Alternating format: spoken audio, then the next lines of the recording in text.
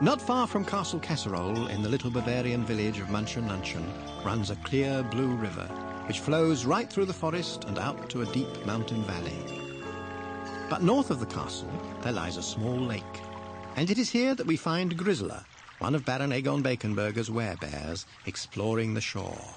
Oh, look at the size of these bulrushes. They're nearly twice as tall as me.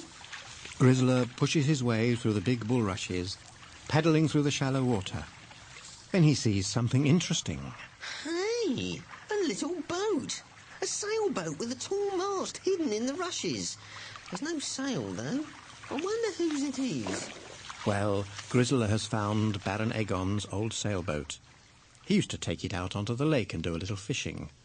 But that was, I don't know how many years ago. The Baron has forgotten all about it by now, and Grizzler might be the first to see that boat for many, many years. Seems okay. There isn't a hole in it or anything. And there's an oar line in the bottom. So Grizzler gleefully pushes the boat out of the rushes, using the oar to propel himself, rather like a gondolier in Venice. As the boat drifts out onto the calm surface, he is unaware of the danger lurking nearby. With a rustle, some bulrushes are parting, and a pair of horrid, sneaky eyes are peering out at Grizzler and his little boat. It's that horrible terror-Ted Chomp. He's been sleeping in the bulrushes because he likes swampy places, but Grizzler has disturbed him. If there's one thing I hate, it's the colour yellow. And if there's one thing I hate even more, it's that nasty little yellow werebear Grizzler. I'm gonna fix him. Chomp starts to wade through the mud, but it doesn't take very long before he gets stuck. Hey, I'm stuck. You see, I told you so. And luckily for Grizzler, it takes quite some time for Chomp to free himself. By the time the angry Terror-Ted has escaped from his muddy trap, the boat is in the middle of the lake. He thinks he can get away, does he? Chomp lies face down in the water with his great jutting jaw in front of him, and he begins to float out towards Grizzler's boat like some kind of horrible crocodile. That puny little bear is gonna get a shock. Dearie me. Grizzler is lying back in the boat with his eyes shut, and Chomp is drifting closer and closer. If he doesn't spot Chomp in the water, poor Grizzler is going to come to a terrible end. Look out, Grizzler. Chomp is getting closer and closer. Now he's only a couple of meters from the boat. What was that noise? Oh my goodness, I'm being attacked by a Terror-Ted.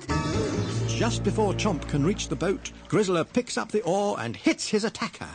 Get away from me. Take that. And that. I'll get you for this. Chomp grabs the oar and bites it in half.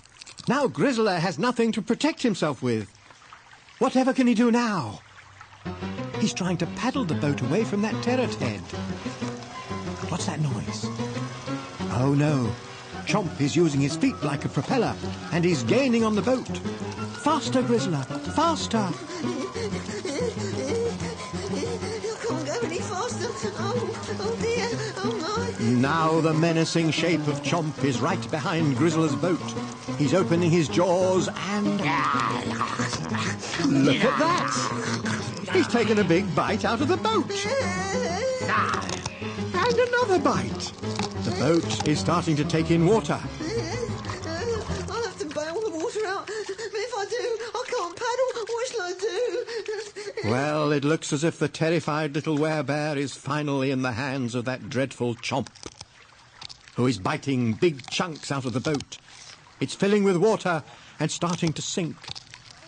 But what's Grizzler doing now? He's climbing up the mast in an attempt to keep away from Chomp for as long as possible. Oh, this is terrible. Keep away from me, you brute. I'm gonna eat you all up.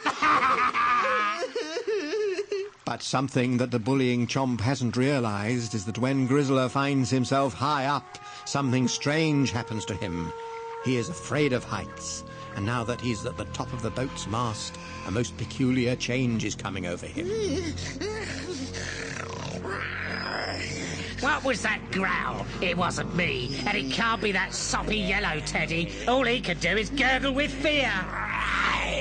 Grizzler has turned into a werebear, and he's sliding down the mast to knock the sauce out of Chomp, and serves him right, too.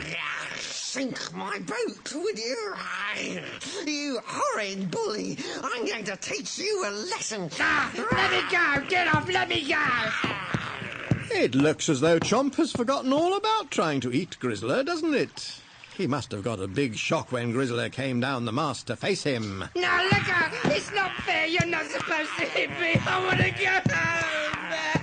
You want to go home, eh? Well, I'll help you. And Grizzler picks up the blubbering Terror-Ted and throws him out into the water. Just as the top of the boat slips beneath the surface of the lake. And look, now that he isn't so high up, Grizzler is starting to change back into a normal bear again.